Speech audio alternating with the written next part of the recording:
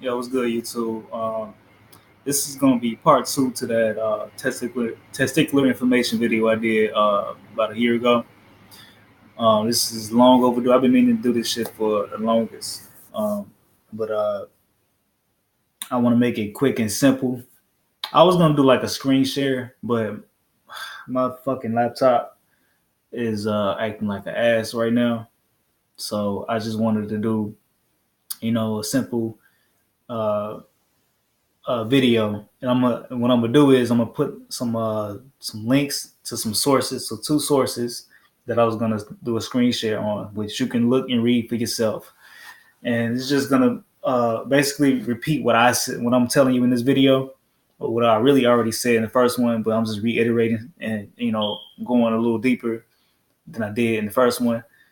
But I'm dropping those links so you can actually see it and read it and understand it and apply it. Okay, so testicular inflammation. Okay, first we got to know what testicular inflammation is and the different types. So you have epididymitis, then you have orchitis.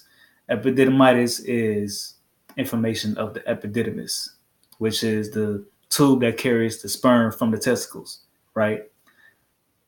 Then you have orchitis, right, which is inflammation of the testicles, or I'm sorry, is one or more. I'm sorry, one or both of the testicles. So if one testicle or both the testicles are inflamed, it's considered to be orchitis. And then you have a situation to where the tube that carries the sperm, which is the epididymis, and then the testicles are both inflamed at once. That's called epididymis orchitis. Okay, so they just took the two and combined it into one condition. So with that being said and understood, uh, another thing that I want everybody to understand is when you are researching and, when it comes to medical terminology, you really have to start looking at words. You have to start looking at prefixes and suffixes. So when you have itis, right? Itis in medical terminology means inflammation. Okay. So that's why they put itis on the end of conditions that are related to inflammation. So, like I said, epididymitis, right? Epididymitis, epididymitis, epidydym, which is the tube that carries the sperm, itis, inflammation. Put them together. What do you have? Inflammation of the epididymis, right? So it's real simple once you start, breaking down these words, and coming to a understanding of, okay, when they use this suffix before this word, that means the certain whatever the suffix is the condition of this particular organ or body system or whatever. You know what I'm saying? So it's really, I'm telling you, it's simple. Once you really start researching and learning how to put words together and learning how they put words together, that's what you have to understand. This is what they do. You know what I'm saying? Like when doctors go to school, they have to learn all of these terms. You know what I'm saying? And the average person walking into a doctor's office, they don't know what the fuck y'all, they're talking about because these are big ass words, and we don't give a fuck enough to even look them up or even ask, what is this exactly? You know what I'm saying? So I just broke that down real easy, right? Simple. So let's jump to causes, right? Now, usually testicular inflammation or inflammation of the testicles or a tube associated with the testicles, right? Uh, the common causes, what they will tell you, and what you will see from the sources that I provide in the description. Commonly, there will be infections like STDs, like chlamydia, gonorrhea, stuff like that. which can lead to infection, because the infection can go to the testicles or the surrounding areas. You know what I'm saying? So once the infection gets to those places, then the testicles can become inflamed, causing testicular inflammation. Inflammation can happen anywhere in the body. It can happen from head to toe, literally. So, and that's why arthritis. What is arthritis? Arthritis is inflammation in the joints. Arth means joints. Itis again is inflammation. So it's real simple. Once you start really learning these words, writing them down, and repeating it to yourself. Remember, repetition is the father of learning. You know what I'm saying? So once you really start studying this shit, you're gonna understand. So we gotta be scientists when it comes to our own health and our own body. So another cause of inflammation, period, is alcohol consumption or heavy alcohol consumption. Because how I know? I've been through this shit. That's why I'm able to talk about it so passionately. Now, when I was going through some testicular inflammation, like some real life testicular inflammation, I was drinking a lot. That was the only thing I was doing. And around the time that I made that first video, that part 1, that was after I, took care of that situation. So around that time, I was drinking a lot. I was stressed out. So, I was drinking. You know what I'm saying? It is what it is. I was drinking. And that led to an abundance of inflammation. And keep this in mind. When you are drinking liquids, that's why you got to be careful about what you're consuming, because when you're talking about liquids, this stuff has to pass, because it goes straight. A lot of times it goes straight through. You know what I'm saying? But it has to get filtered and processed. Then it goes right to your urinary and reproductive system. You know what I'm saying? So if you're consuming a lot of alcohol, especially straight, then you're gonna get a direct hit. It's a direct hit right there. You know what I'm saying? So that's why I say it's important. So just because you get an infection in that area doesn't mean you have an STD or whatever. But you need to look at what you're consuming. You might be consuming a lot of high fructose corn syrup, a lot of processed stuff, a lot of fried stuff. That definitely plays a key role in inflammation. Definitely fried foods. The refined carbs, which are bad for you. You got your good carbs, you got your bad carbs. Refined carbs are bad for you.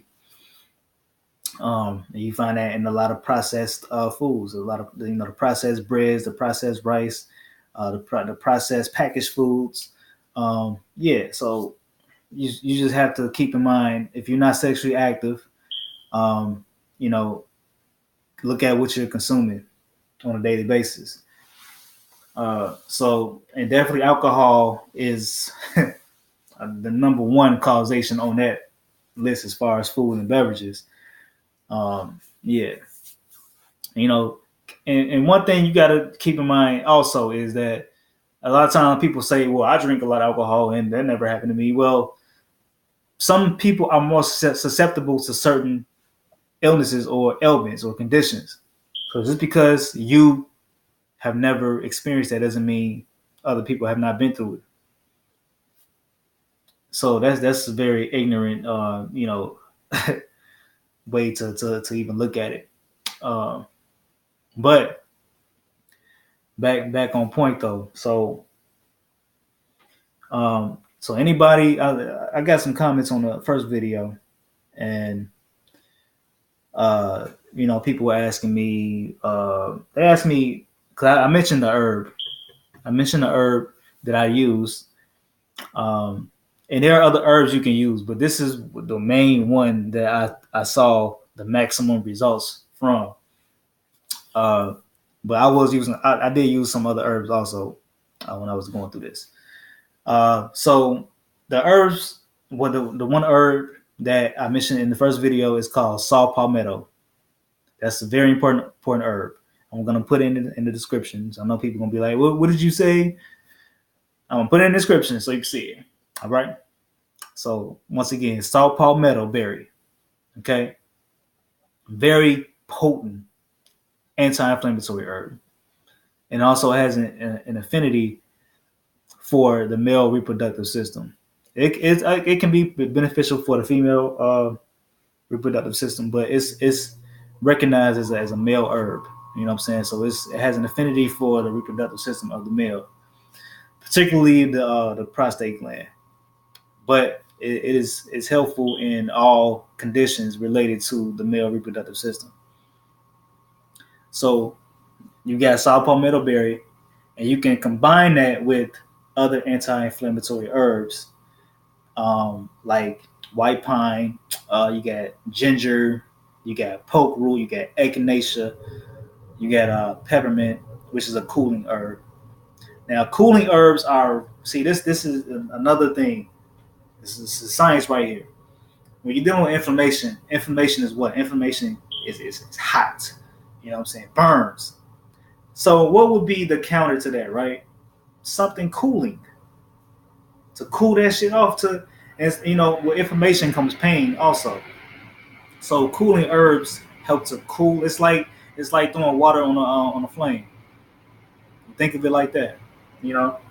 Uh, so you so the cooling herbs like peppermint is can be used to offset the pain associated the uh, with the inflammation, and it helps to eradicate the inflammation at the same time. So when you combine that with a primary herb like saw palmetto berry, and then other infection fighting herbs and anti-inflammatory herbs like white pine. I'm gonna put these herbs in the description, so you're gonna have to ask me a million times. Okay, you know what I'm saying? I got y'all. Don't worry about it. You know what I'm saying? White pine, echinacea, golden seal is another one too. But I didn't use that, but I've used it for other stuff. But golden seal is another one. Um, Cayenne ginger, poke root, and you're good. Um, so yeah, so make sure you write those herbs. I'm gonna put it in the description, like I said. Make sure y'all take notes of those herbs, and if you're going through any type of inflammation of the reproductive system, you definitely want to get a hold of those herbs. I'm not selling anything right now. I'm taking a hiatus. I will be dropping more videos, but I just want to let y'all know that I'm not. Don't purchase anything from my website. I'm taking everything down offline right now. But I'm working on my website, working on new products, and that's what it is right now as far as that. But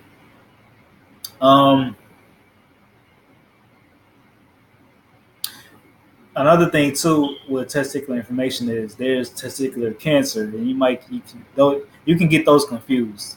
Okay, so when you first notice that experiencing those symptoms, you might want to research. Okay, is this cancer or is this just some inflammation? You know what I'm saying? Because they're very similar, but there's a difference between the two.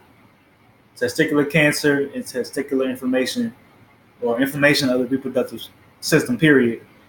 Uh, they can get confused. Let's put it that way. They can get confused, and you don't want to confuse that shit. You got to make sure you know exactly what it is. You know what I'm saying? Uh, but I think I laid it out, flat out, plain and simple. I mean, if you have any questions, ask me. I might have to make a part three. Lord, if I gotta make a part three, man. But look, I think I laid it out pretty well in this video. I feel like I'm forgetting something. I feel like I'm forgetting something. because I had made a video prior to this, literally right before I did this one. I was doing a screen share, and I explained it in the beginning of the video. But I was trying to do a screen share on my laptop. The thing just it crashed. I don't know why I did that. So I feel like the universe was saying, "No, just do a regular video and drop the links in the description so they can read um, from two different sources. You know, the definitions and the causes, the symptoms, and you know the stuff you can supposed to get from your doctor. You know what I'm saying? But stuff is available online for you to see, for you to look at, for you to to research, and yeah. So I think I mean, I don't think there's more I can really touch on this one. But you know, if y'all got any questions, man, let me know. I'm a little rusty on the video side of the game.